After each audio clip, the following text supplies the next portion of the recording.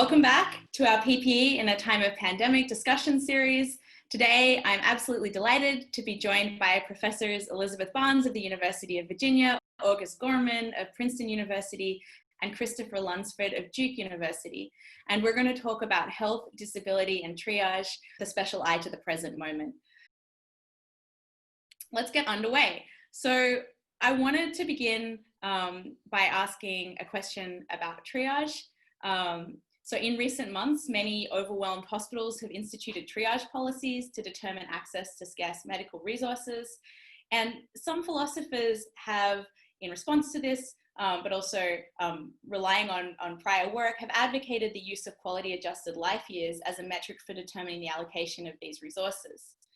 Now I want to hear how our panelists view this approach and what some of the implications of the appeal to quality adjusted life years are.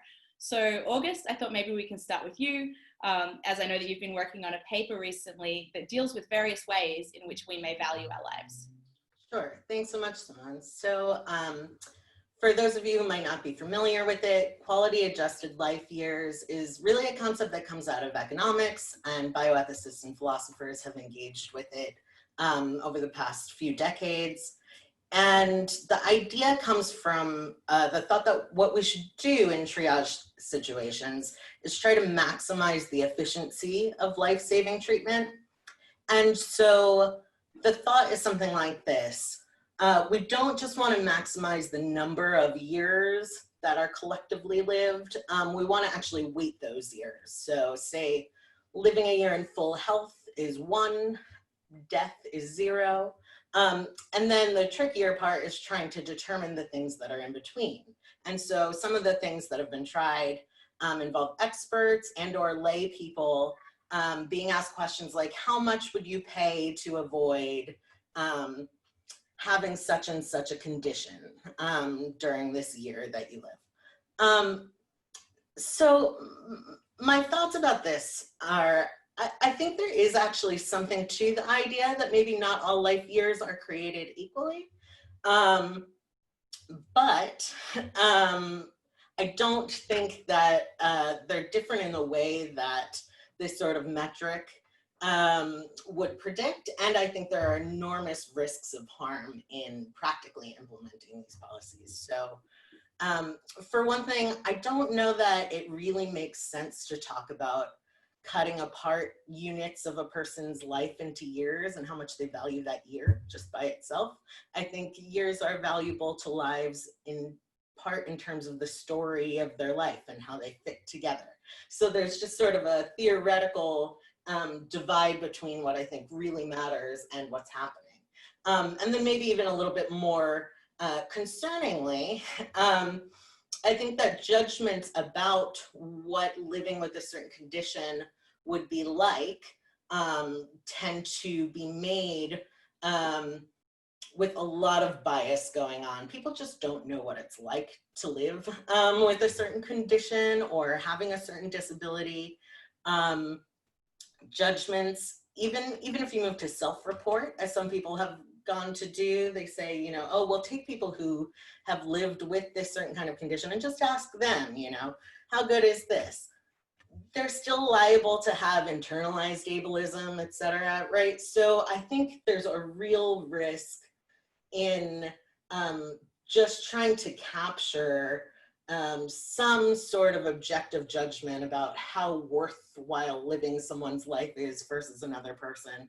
And that those risks, at least right now, and I think probably for the foreseeable future, are so weighty that I think we're really much better off doing something a little bit closer to a lottery kind of system. Maybe we could incorporate some sort of thing like, if you're not likely to benefit at all from the treatment, right, then we're not going to use a ventilator for you. But even these things that sound objective sometimes really can still have bias built in. So for example, you might say, okay, well, let's look at, you know, people who have health conditions already. So someone who's had to go to the hospital more than 3 times over the past 6 months, that's someone who, you know, we wouldn't prioritize them for a ventilator. Well, that's not as objective as you might think, because right? Why did that person have to go to the hospital 3 times? Could it be because the treatment they're receiving is inadequate for some reason? So I think extreme caution is warranted before we move to use that kind of metric in the real world. Thank you. So Christopher, you work in pediatric rehabilitation medicine. So I wonder whether and how quality adjusted life years figure in triage considerations in your work with children, and also whether more generally you think they present a useful and ethically supportable way to address questions about triage. So thank you again for having me, and I hope you can hear me. I'm on not my regular computer, as you can probably tell. And I think that to really pull behind the curtain here, something that is a real problem in medicine is you have bioethicists who propose to have ideas that will influence some spheres of daily practice. But by and large, the practice of medicine in the US healthcare system is really focused on the capitalistic approach of the haves and have-nots. And then there's really an excess of resources usually. And so when we are facing a situation where there is not as many resources, we're really falling back on individual decision-making processes rather than an understanding and a foundation of true appreciation of something like quality of life metrics, subjective or objective. Because again, if you have the money, we find a way to pay for you to get whatever you want in the US healthcare system. So because of the lack of a single payer and forcing us to answer some of these questions earlier, that's why we're really seeing the ugly underbelly of this. And I really also kind of comment that, you know, my day-to-day practice is in a field that is actually the opposite of an ER. We look at rehabilitation in the long term, really trying to be proactive. And yet we're affected by this because we seem to we see people coming with more comorbidities, more mortality issues that come out of decisions made in the heat of the moment that did not need to be made or that weren't made. And so we're really affected by something like survivability being discussed without understanding that you can survive an illness, but it can change you for your whole life. And that's really problematic when it comes to still trying to understand, are we comparing apples and oranges and thinking that, oh, something is very easy to survive, but if it changes your ability to function in some other way, that doesn't get really plugged in as urgently in these triage committees, which, by the way, this triage process is so individual, regionally based. It's almost a myth that there is the protocols that we think that we have. So. Fantastic, thank you. So Elizabeth, if I could get you in here, you and Christopher are presently working on a project that involves the interplay between medical triage and disability. And in particular, you're considering both how medical decision-making can often inadvertently introduce bias against people with disabilities, and how we also need, when criticizing triage practices, to think about the difficult position of the physicians making these calls. So maybe you could say a little bit more about that project here. Yeah, absolutely. So I think, and just like Christopher was saying, I think one thing that's difficult about these conversations is that, you know, we talk about triage guidelines, but, you know, often people are making these things up as they go along, and it differs from hospital to hospital and from room to room within that hospital. But we wanted to take a look at like what people say the stated guidelines are for triage decision making, and then talk about those, whether or not those are in fact the guidelines that are being implemented. And one of the things that we had noticed in some of the discussions going back and forth was that almost like a little bit of talking past each other between physicians on the one hand, and then, you know, disability conscious bioethicists or people who care about the social determinants of health and things like that. They're saying, well, look, you know, there's a reason why these people are more at risk, or if you implement these policies, you know, these people are going to be more strongly affected. And one of the things that we wanted to talk about was the extent to which, in a situation like what we've seen in COVID-19, part of what needs to be a factor when we're talking about triage is the moral position of the physician. Because what we're in effect asking healthcare workers to do is to risk their own lives in order to provide medical treatment. And that matters, right? That matters to the conversation. And then we also need to think about the potential for, and I think we don't talk about this enough, the potential for moral injury for physicians in some of what happens. And, you know, if you're saying to a physician, okay, you know, patient A would probably live if you gave them the ventilator. Patient B, there's more of a chance that they're going to die, but because of conditions of fairness, you just have to flip a coin or something like that. I think we have to think about what that does to the physician if we're asking them in effect to watch someone die who they could otherwise save. And absolutely, we have to talk about the social determinants of health and how unfair all of this is. But sometimes when we're talking about emergency triage, that's probably not the most, it's like so far past the point at which we might effectively be able to, like, these are systematic problems and we need to address them in systematic ways, and we're probably not going to be able to address them at the level of the individual choices made by physicians. So what we wanted to do is say, okay, let's grant for the sake of argument that it is okay for physicians to prioritize the treatment of patients that have, in conditions of scarcity of resources when there's an emergency, to prioritize patients that have a better chance of survivability or a better chance of surviving longer, right? Two of these main considerations that people use. If we assume that for the sake of argument, what might it mean to say that triage is biased against disabled people? Or how might triage decisions inadvertently smuggle in bias against disabled people?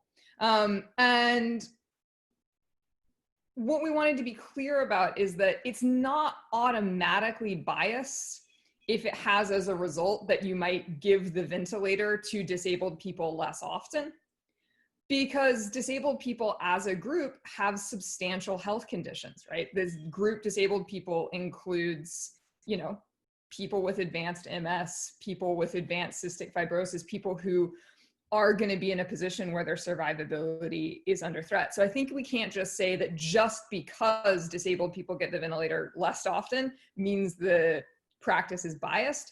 But what you often see when you actually look at physicians' beliefs is that they often have overly negative views about how survivable a condition is.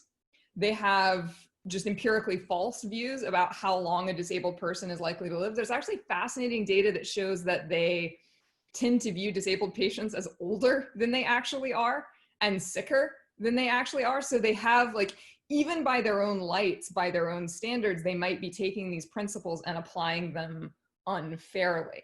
And then a lot of the rubrics that we have for decision making, and this is well before we start talking about complicated things like quality of life that August did a great job talking about, which that's not something physicians are trained to judge. Physicians are not trained to judge quality of life.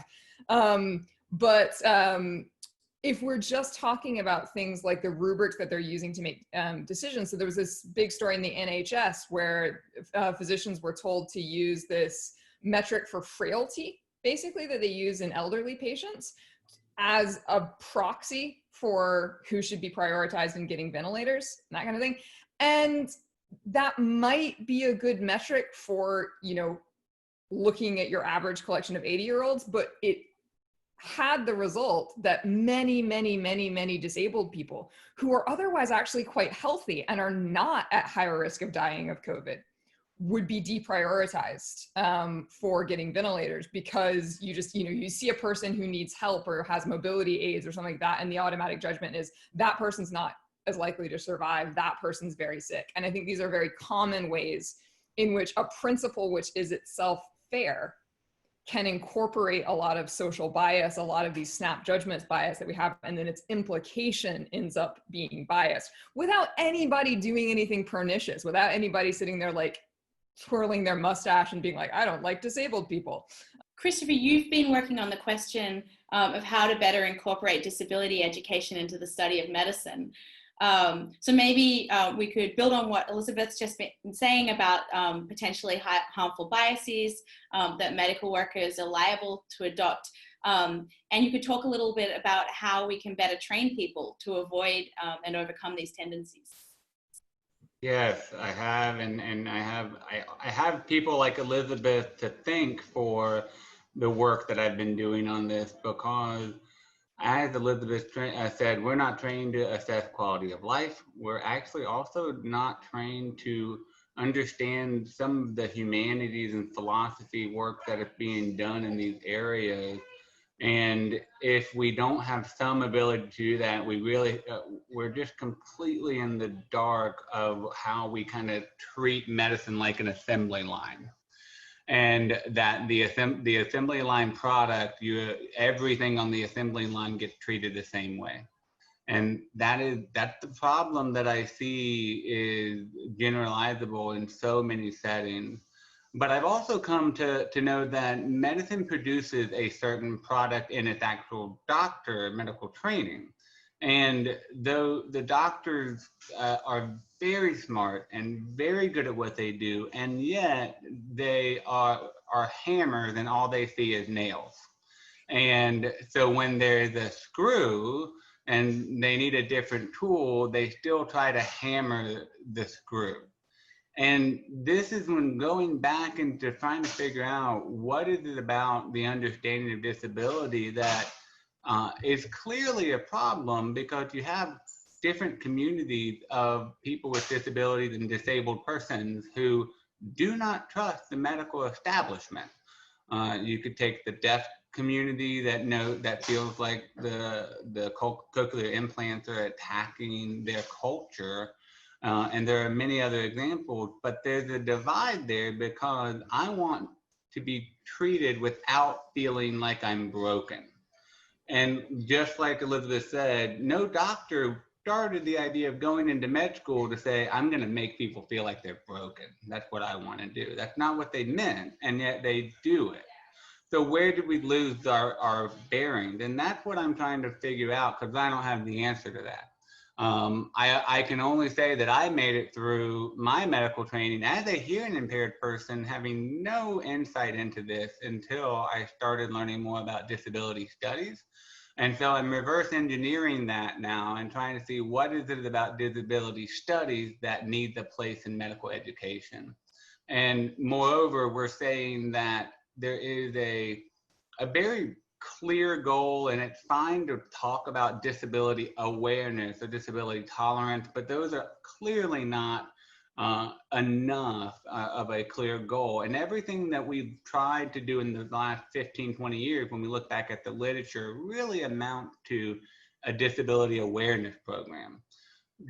We're pretty already aware of it, but it's not enough. We need tools for how to address treating people without making them feel broken. And some of that is understanding that we're in the curative model of medicine and we put all of our eggs into that basket when we need to understand complementary alternative medicine and also understand that lack of a cure is not failure, and doctors don't like to fail. So when they can't cure, they don't know how to make a person feel comfortable with the treatment options there may or may not be.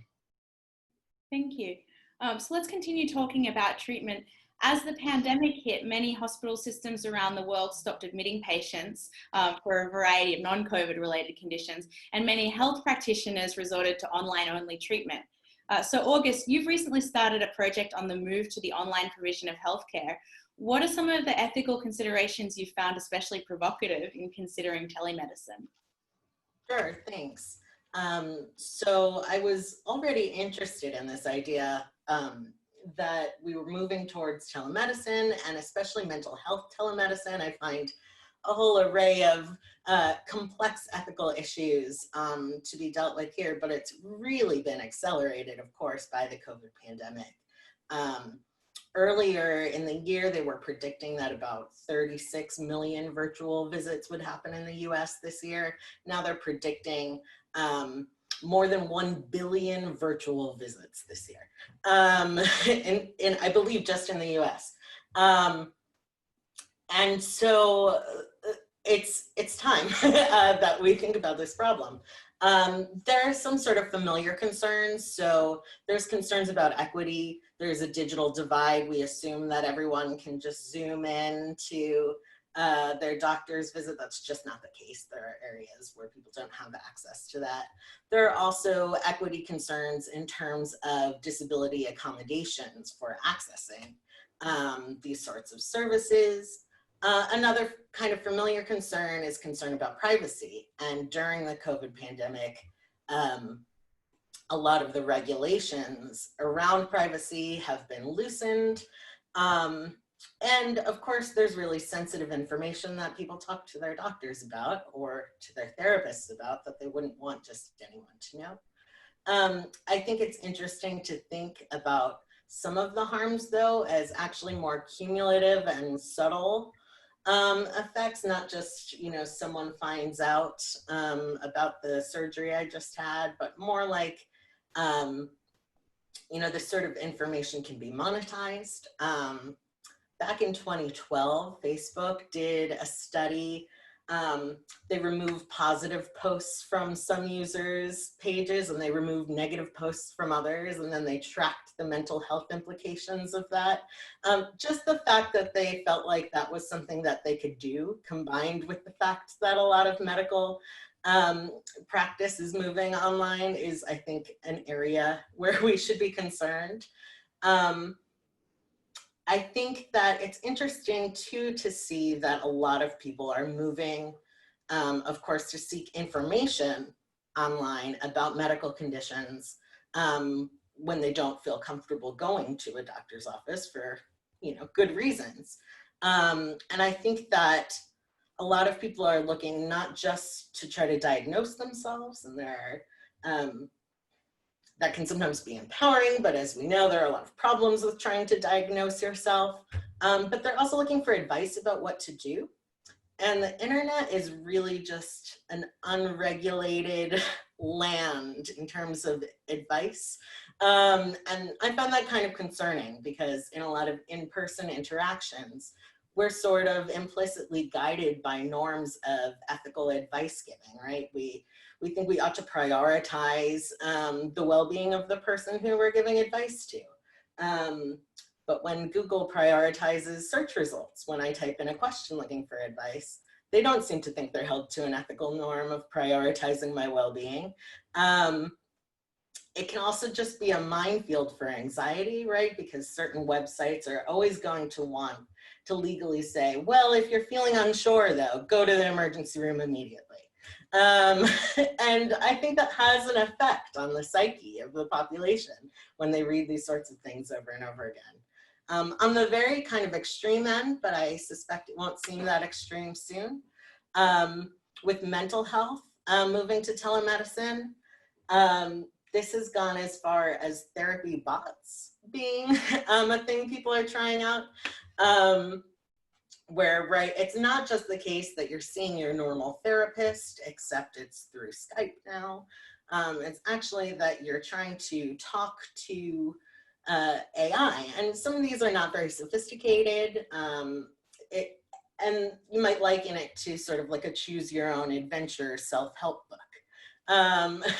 But on the other end of things, you actually have some really unregulated AI that's just taught to say supportive sounding things, for example. That's really how one of these was started. And they branded it. This is an option that you can have if you don't have access to their mental health services. It'll be really great. A lot of them say we run on the principles of cognitive behavioral therapy and just talk to this bot instead. I find that really concerning for a couple of reasons, and some which are a little bit hard to articulate, but it's something I'm still puzzling through how to talk about everything I find so deeply kind of off-putting about the idea.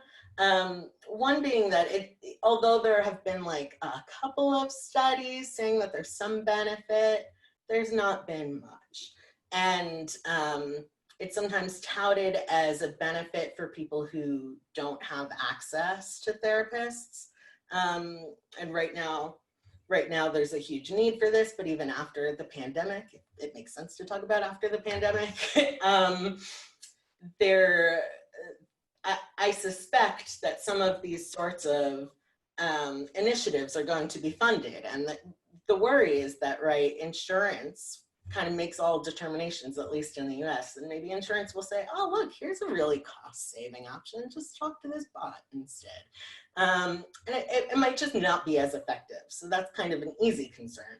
But then some of the headier theoretical concerns I have really have to do with the nature of trust, the nature of the therapeutic relationship and sort of the nuances of that, and how you even go about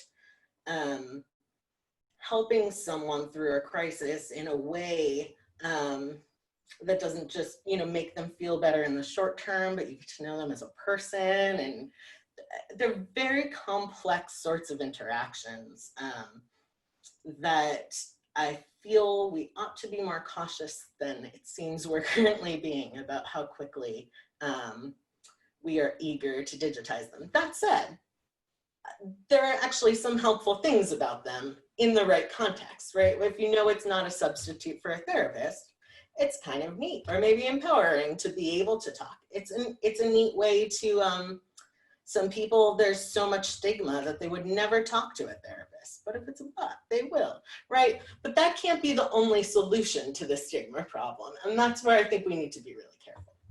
Thank you. Lots to say, thanks though, yeah. So Christopher, what's been your experience of moving to telemedicine and alternate care modalities during the pandemic? And what do you think about some of these considerations that August is raising?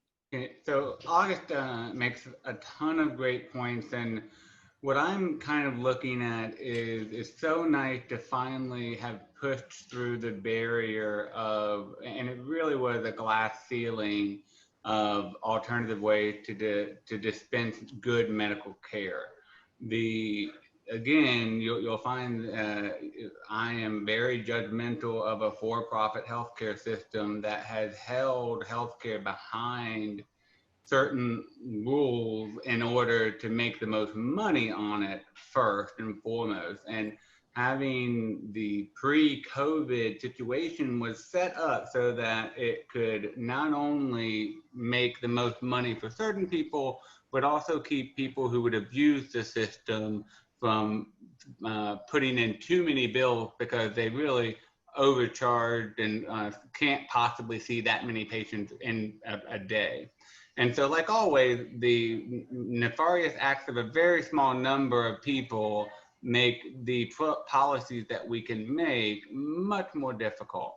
So that's why we didn't have many telehealth options for a long time, because Medicaid, Medicare were not willing to try to judge if the numbers of telehealth visits were coming through. And honestly, we're still in danger zone of a lot of the telehealth options that we have being taken away as the COVID scare goes away. I've already been told that 3 of our major insurance payers may be ending the variety of telehealth options they have by the end of July.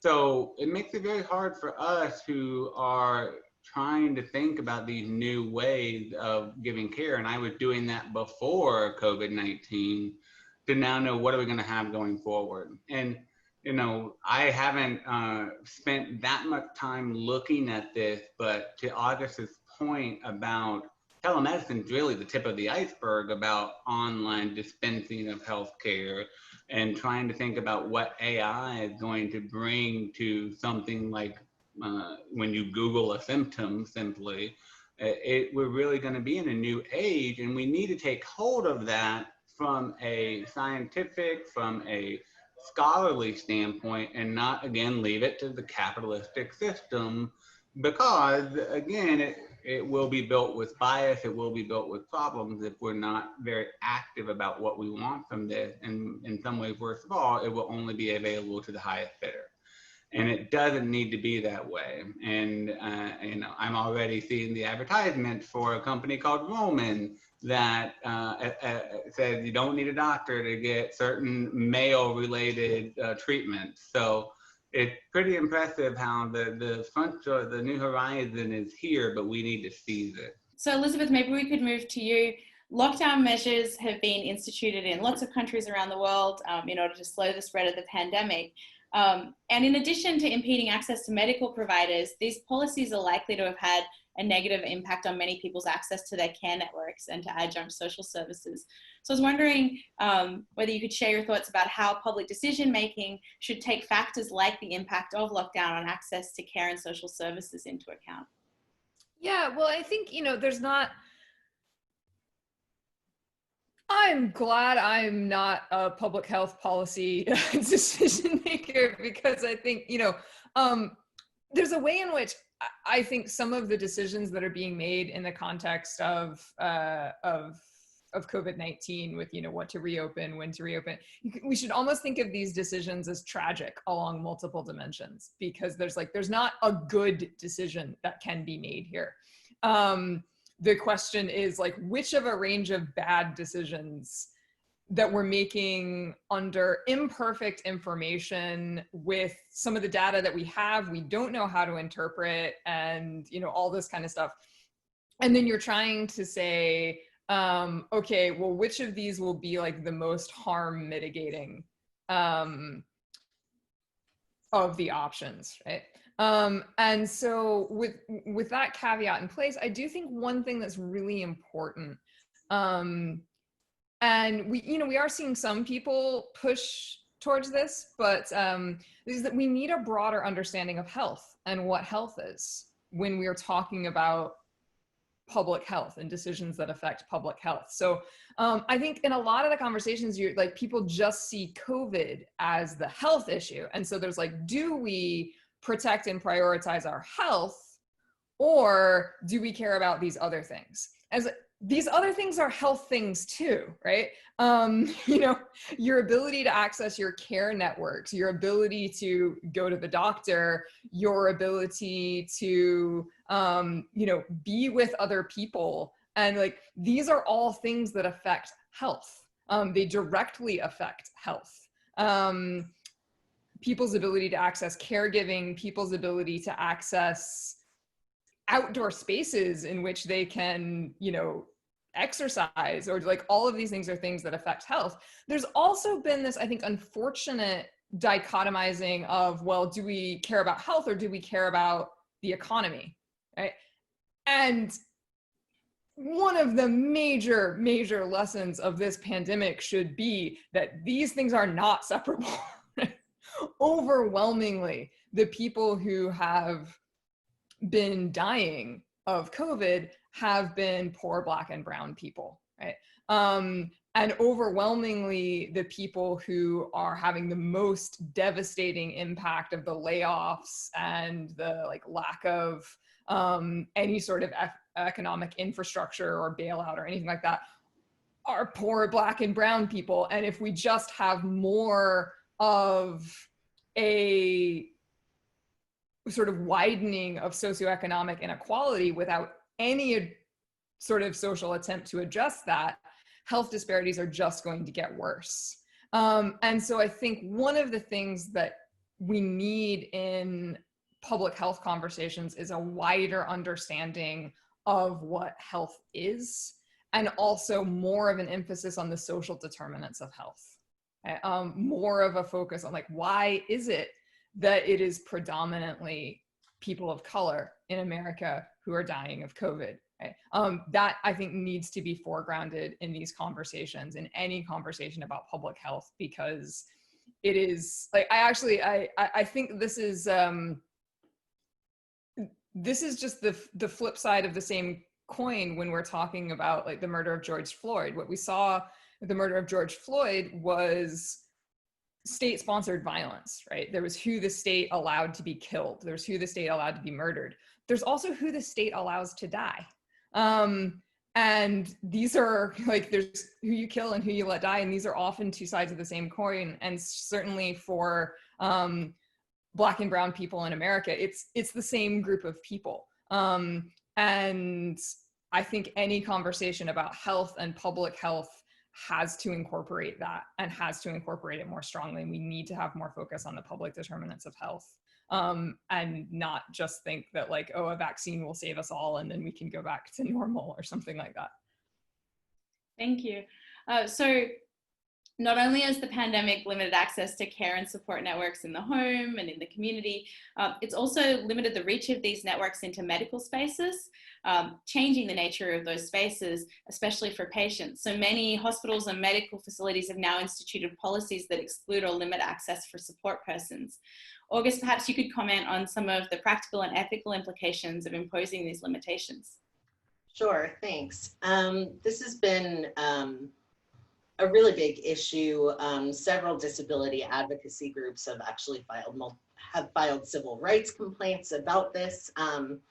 And one of the issues here is that as disability studies scholars and people with disabilities know, many people who have who need to use resources for communication that are atypical, that some people aren't familiar with, are really thought to not have intelligence or not have thoughts, right? No communication, no thoughts.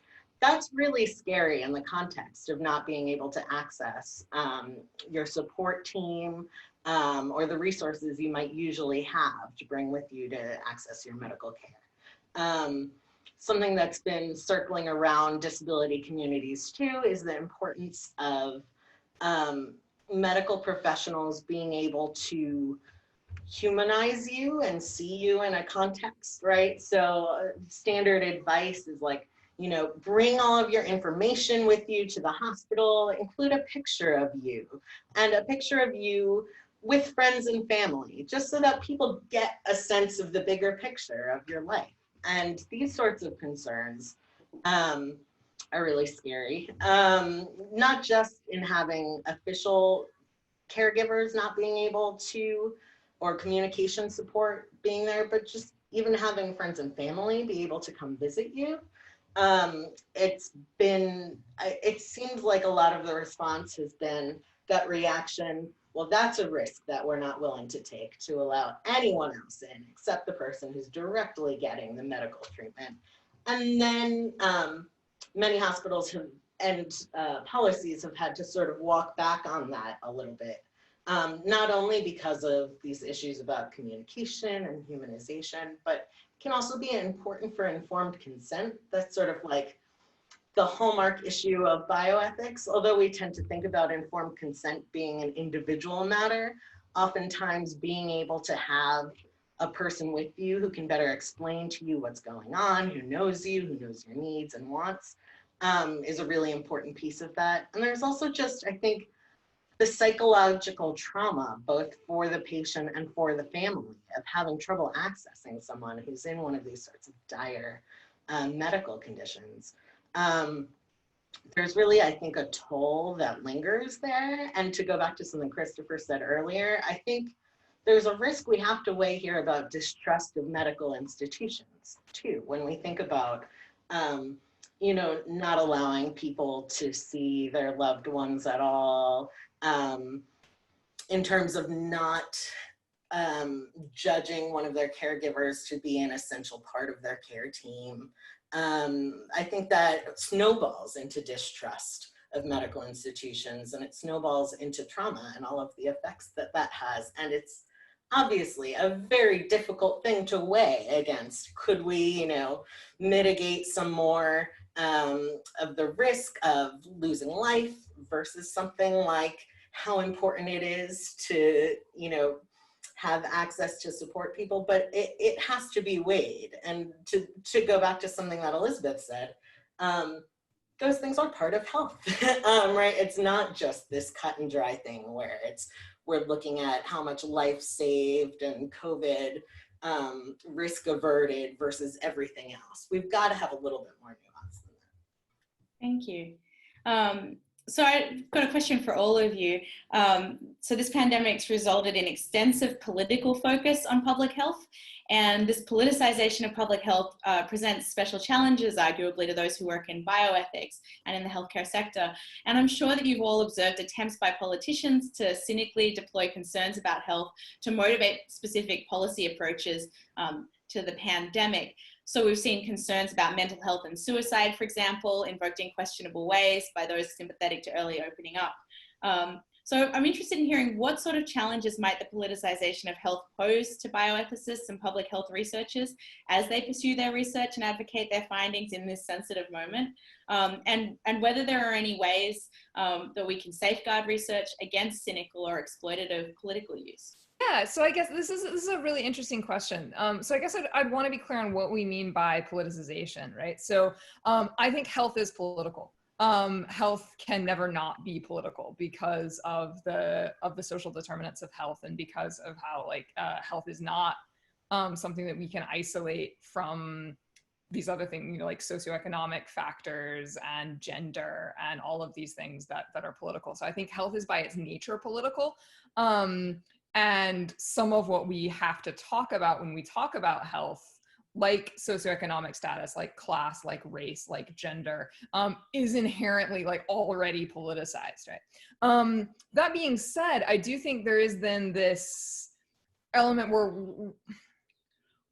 what we can mean by politicization is sort of a sense that data that should itself not be biased, like just the collection of data should just be presentation of the facts, is being presented to people in a way that is skewed in a way that it shouldn't be. And I think that, you know, we're in a political moment in which there is a large degree of distrust of experts and scientific experts, and everybody sees everything as politicized and everything is very polarized, and it makes genuine communication hard. I recommend everyone, so Liam Kofi-Bright has fantastic work on the value-free ideal in science, and he takes Du Bois' idea that the value-free ideal in science is important, not so much for the direct, like, you know, the scientific research that it leads to, but because for the democratic ideal that people need to be able to trust experts, and people need to be able to believe that information is not being fed to them in a way that's propaganda or that's and I think so I think Liam is right about this, and I think this is really important. And you definitely, so I'll use a case that challenges my own bias. I definitely saw, for some of the like epidemiologists that I follow or public health people that I follow, when you saw you know, people in Michigan protesting the lockdown, they were saying, oh, it's so dangerous. How dare they protest? It's so awful. It's so dangerous. Here's all the public health information for how gathering like this is you're a monster, you're risking. And then when the protests broke out after the murder of George Floyd, these same people were like, well, you know, like they changed how they were presenting the data, right? And I think it's completely appropriate to have different political opinions on those two. I myself have different political opinions on those two protests, but I think the worry becomes when the data itself about just like what is risky, what is the epidemiology here, when people feel that that is being presented to them in a way that is being manipulated, or a way that is being skewed by political ideals in a way that shouldn't be. And I think that's the worry about politicization of some of this that does need to be avoided, because we need people to believe us that when we say wear a mask, it'll keep other people from getting sick. It's not a democratic conspiracy because everybody hates Donald Trump or something like that. Yeah, I agree with that as well. And I think it really is the million-dollar question for researchers, right? How can we work in a way that avoids our work being picked up by pundits that will spin it into, it seems like there's always a two-way debate, right? There's always like the two-way debate of the day going on. And I think one small thing we can do is really focus on how we frame the questions. So I was so taken by the fact that suicide was being sort of politicized in this way. And I myself am part of several communities that have very high suicide risk levels. And so when I first saw people talking about, oh, you know, here are some numbers about suicide that's increased due to isolation, I wanted to sort of just jump in and be like, oh, this is so important. I'm so glad we're talking about it. And then it was only afterwards that I became cognizant of sort of the political climate that had brought up this conversation, and it was being used by people who wanted to, you know, get the economy charged up again too quickly. But I think one thing we can do is help change the question. And Shelley Tremaine is a philosopher who's been advocating the importance of philosophers really being careful about what they choose as the most important questions when they do their public facing work. So thinking about the suicide issue, like, why aren't we talking about like, why we all have so few tools to help one another through suicidal times when they're in isolation? Why is it that, you know, certain things are funded and other things aren't funded? I think it's important for us to try to also be role models of not just jumping into the two-sided debates as they exist, no matter how fun it is to tear down the, you know, poor logic of your political adversaries, and to try to just broaden things, and so that we're thinking about creative solutions, and that maybe has some effect on the polarization in the long term. One can hope. Yeah. Christopher, did you want to say anything here? I think that the only thing I would say is piggybacking on some of the other comments that we do have to find a way to live in the dichotomy of being political and not political at the same time. Health is political in the sense that that's what social determinants of health really show us, is that certain policies and political stances will affect the same medical condition, can have completely different outcomes due to non-medical issues. And so the other societal and social policies in place are based on the political platforms of different platforms. And by the same time, you do have to safeguard from trying to make sure that you're understanding your own expert opinion in a non-political way and trying to dispense that opinion in a non-political way. If nothing else, being somewhat aware of the biases that you may have. And I think Elizabeth's example about the gatherings was a very good one. So the only thing about data is how we use the data is spend politically, but also how we collect the data is political. And just like how many tests we should be doing, that's a political thing. But even more nuanced than that is, you don't know when people are suffering if you're not asking that question. We're looking at medical outcomes that sometimes are completely unrelated to how the pandemic is going to actually affect people's lives, or how people with disabilities are affected by medical care. We're not even asking the question. The big one for me is we don't ever ask when someone stopped walking because of a medical condition. And if their average amount of walking, just like quality life years, should have been X, but their medical system cut that in half, that's a medical failure we don't even look at. Thank you. Okay, so we've got time for one more question from me, and then we're going to move to audience Q&A. So start sending your questions over to Ryan if you haven't already. So I'm just going to ask one last question of Elizabeth, and this is about the long-term impact of COVID-19 on public health, which, you know, as we all know, is likely to be enormous, especially in the United States, both in terms of the collective psychological trauma that it's inflicted on communities and individuals, and in terms of the long-term health effects that some COVID sufferers are projected to experience. So how do you think this will alter public discourse? And I'm especially interested in whether it will give social leaders and the community at large further impetus to confront or rethink the distinction between disabled and non-disabled communities in our society. So I guess, Elizabeth, what do you think will happen, and what do you hope will happen? Yeah. As far as what do I think will happen, I feel like I got out of the prediction business around about 2016. We're in the weird timeline now. I don't really know what's going on. But, you know, I think there are, I have my predictions, or like I'll tell you my fears and then my hopes, right? So my fears would be that either this becomes so politicized that we can't actually talk about it. Like we can't actually talk about public health because public health just becomes one more thing on the list that are blue and red issues in America. And it's amazing how once an issue becomes polarized, it becomes hard to have dialogue about. And health for a while, even though obviously like the best way to deliver health care and things like that is highly politicized. It's the idea that like, oh, you know, it's, you know, people generally want to be healthy and that kind of thing. That's the kind of thing you could say at Thanksgiving with whatever relatives are present. And like, you're probably not going to get yelled at. But if that becomes highly politicized, it might be difficult to have dialogue. I also think,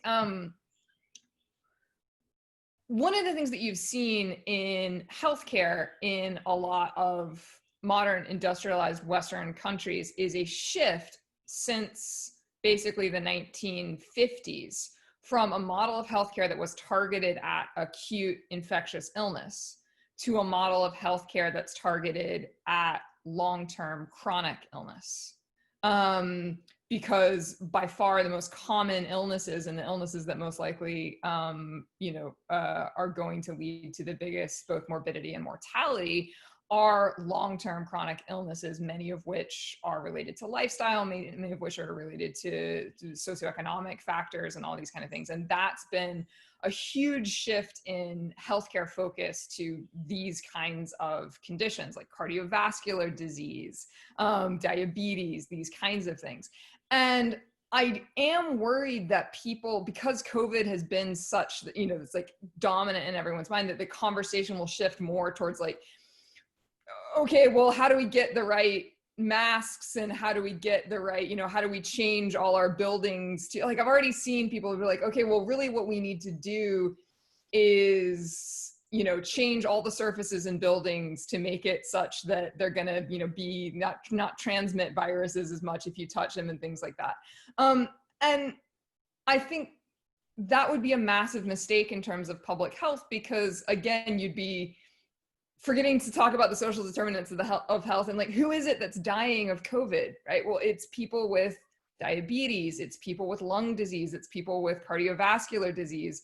And these are all the things that are less headline worthy, but the things that we needed to be talking about already and that we weren't paying enough attention to and we weren't investing in as a society, and that already needed more money.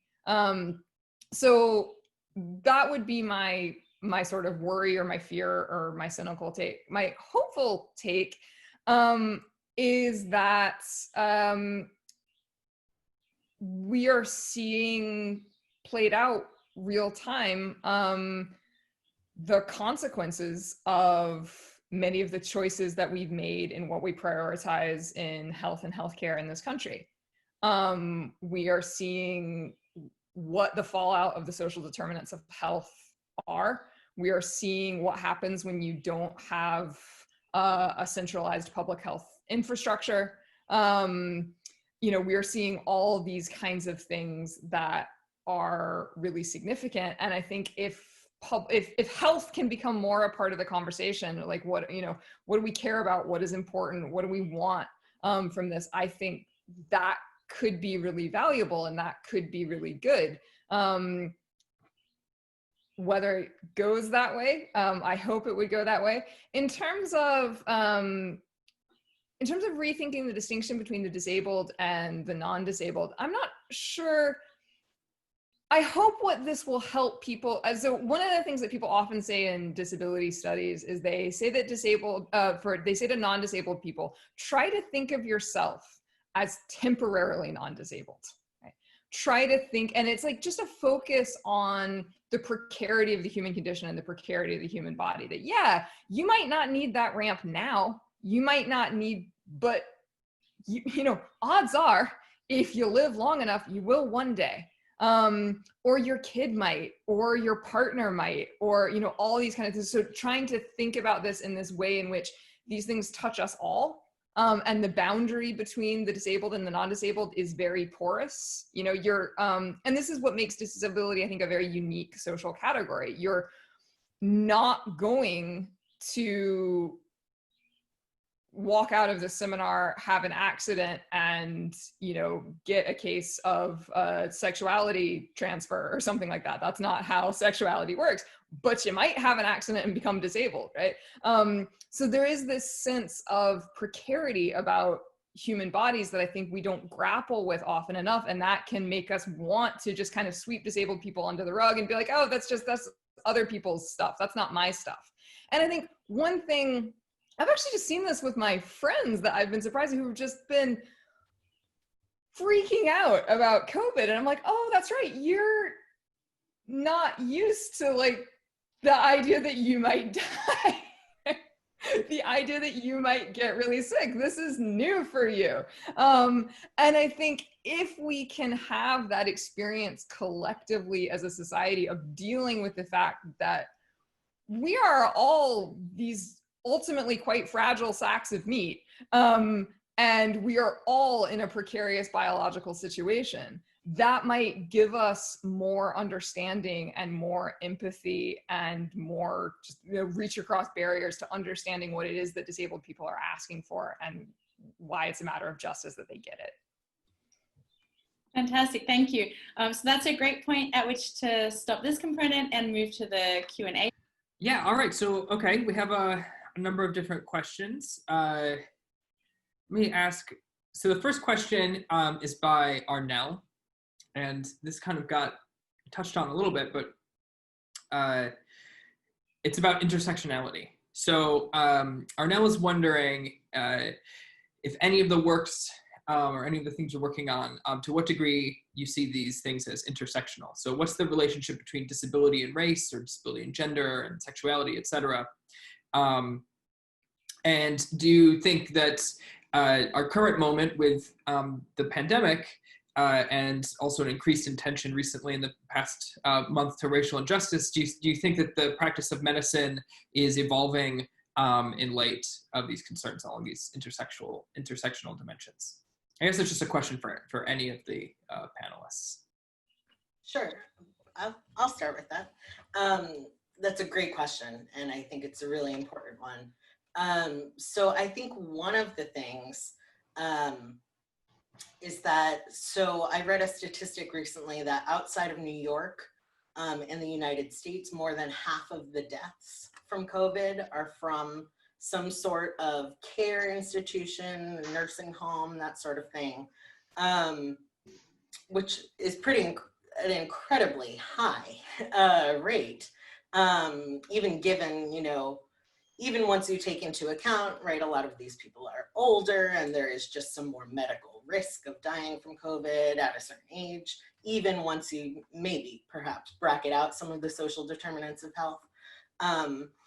But I think an important issue that I'm hoping will sort of play out and come to the forefront of the public imagination together is decarceration and deinstitutionalization together. And I'm hoping that voices of Black and Brown disability advocates who have really been on the forefront of talking about these issues and the lack of support that we as a society provide for living options and really community mental health-based options, et cetera, will sort of, that maybe this is a really important moment to lift up those voices and to have that conversation, because it really needs to happen. And I think a lot of people hear these things about nursing homes or, you know,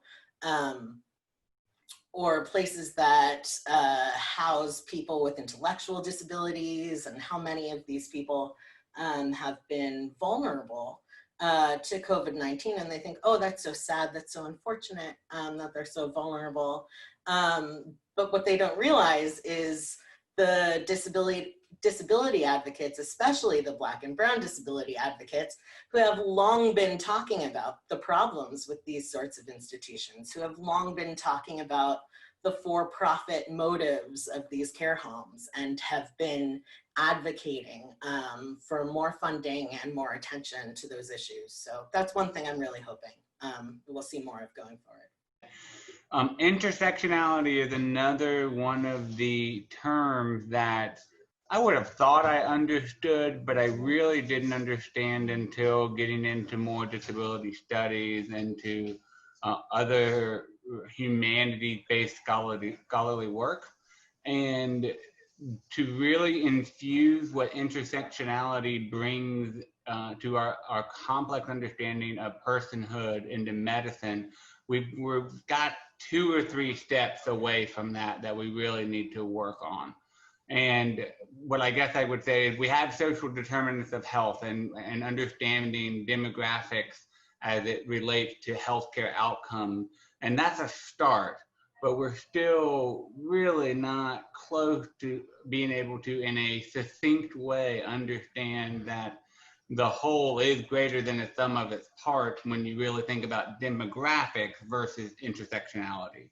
And I don't know how we'll get there, but I'm thrilled to eventually get there. But scholarly doctors, by and large, don't know this term, don't really appreciate how it might affect their work or their clinical work or research work. Christopher, there's a question just came in from from Ali. Although anyone should feel obliged to jump in if they have something to say about it. But it's about quality of life assessments. So what do you think of the thought that quality of life assessments are often mixed up with broader health assessments in medical care, which in turn are often mixed up with disability assessments? Yeah. So we often see a conflation between disability and disease on the one hand, and disability and the lack of quality of life on the other. Yeah. Medical practitioners are to make decisions based on things like quality of life assessments, but they're not clear about the distinctions between quality of life, health, or lack of health, and disability.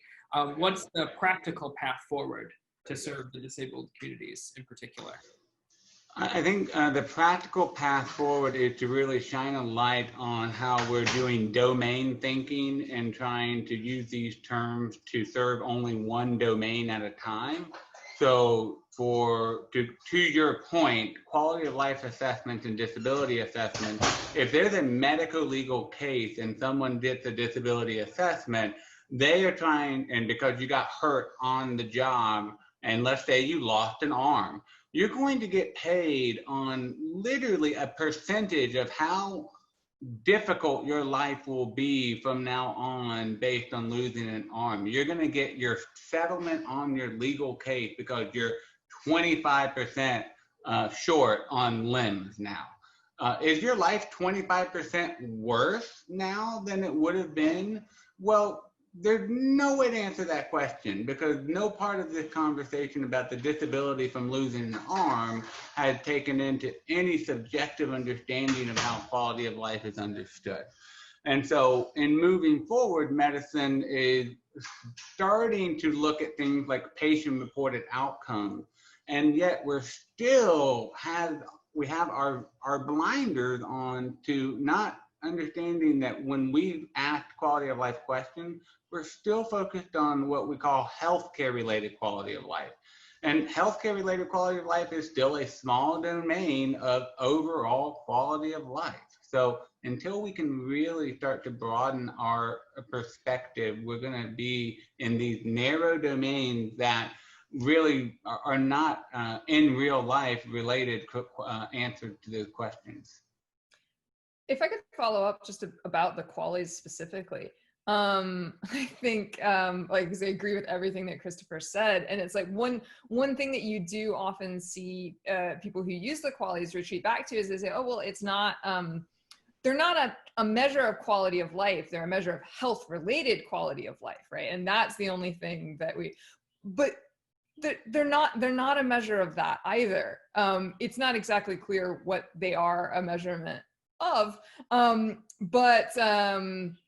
So I'll use myself as an example because this is always interesting to me. So the way that the qualities work is you can get a measurement on a scale from 1, which is full health, for a full health related quality of life, to 0, which is dead.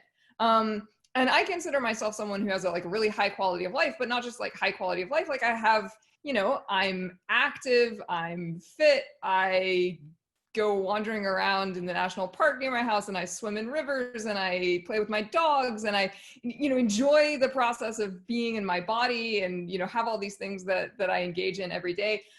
I am, I think like 0.46 if I score myself.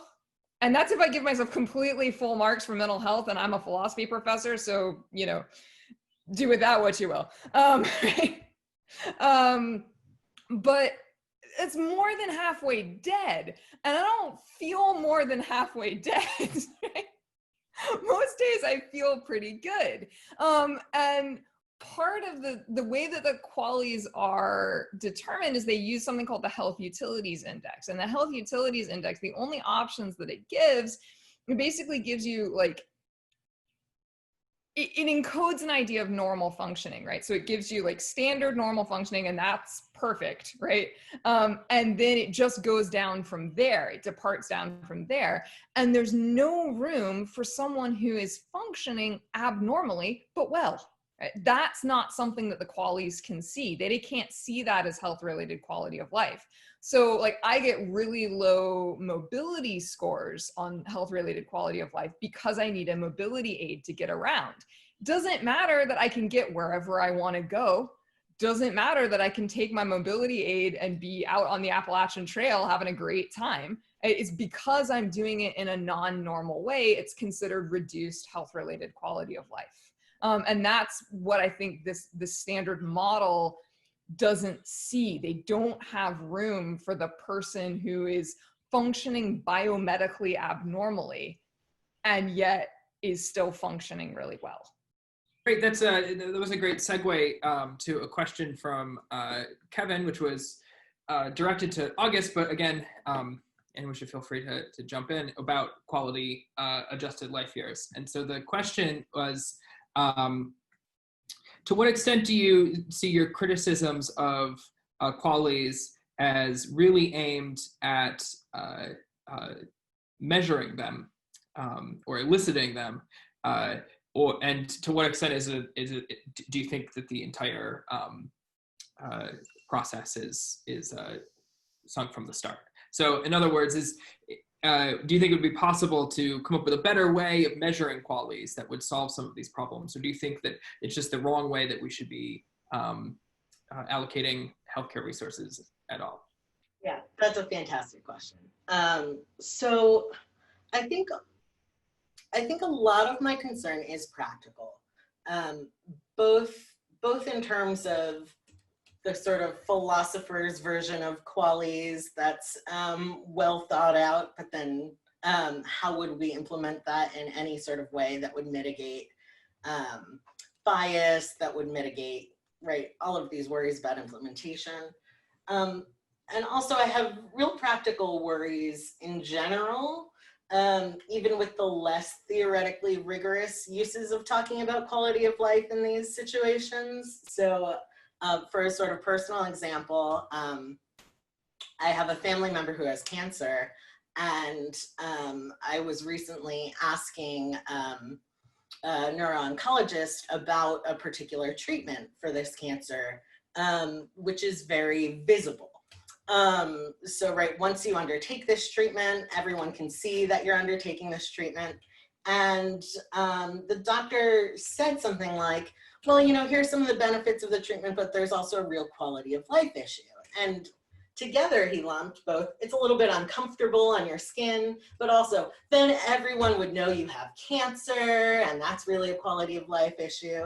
And that just brought to mind how murky this term is. And I felt the need to say, okay, wait, let's pry apart those two things. We need to think about those things very differently. So I guess I do have a sort of very broad concern about what sorts of things are getting lumped together and compared. And I can't imagine a way of doing this sort of measurement that would address the fact that some of these things do just seem a little bit incommensurable or different in kind. And I don't really see a way to really cleanly deal with the worry about the fact that the social determinants of health, it's not that I think we need to, fix society before we can make any choices, but the worry, right, is that you're compounding those same sorts of harms. And I don't think that there could ever really be a way to cleanly bracket that off. And I've seen written in, the bioethics literature, some attempts to say, okay, I see all of these worries about disability, but what we'll do is we'll bracket those, and those don't get to count towards your decision-making. We'll just focus on this. And I guess I'm not totally sure if that's theoretically possible, but it definitely doesn't seem practically possible. So a little bit of a cagey answer. I think it might be a practical worry that just goes so far that it's almost just impossible to do, because I think our epistemic access to these issues about the actual, which life years are more valuable are just so poor. So I guess that's practical, but also really broad with large implications. Thanks. This question is another question from Arnell about the politicizing of health, the politicization of health. And Arnell is wondering if you think it might be worth avoiding the language of truth, in fact, in light of these worries about distrust, or how should we frame issues? Arnell suggesting maybe the language of truth, in fact, is actually unhelpful here. And what do you think about that?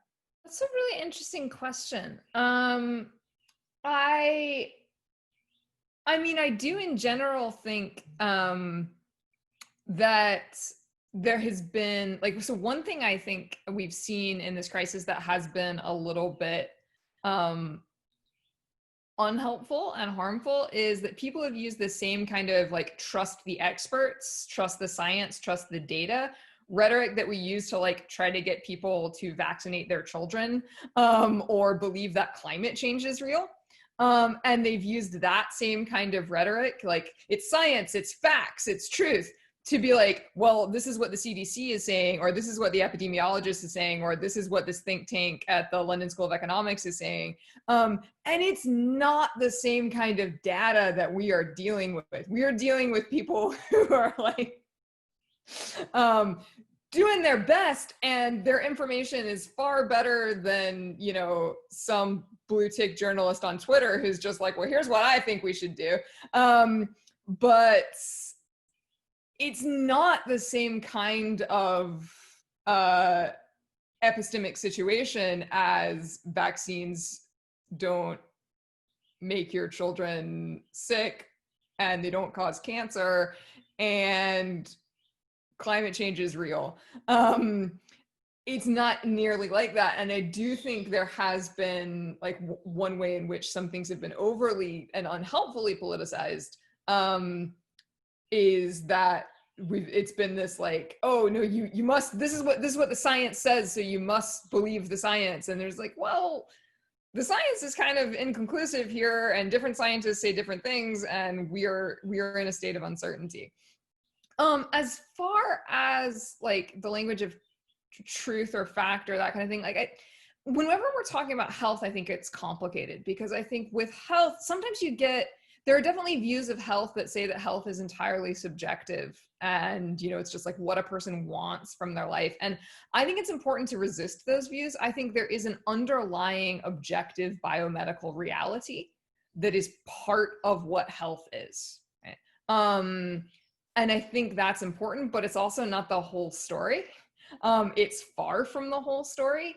And so there might not be objective facts of the matter about whether one person is healthier than another person, or whether one person has more, or at least knowable facts, right, about whether one person has more quality of life than another. And I think one mistake that we can often make, because there is this underlying biomedical reality to some of the things that we care about when we care about health, like, do you have COVID?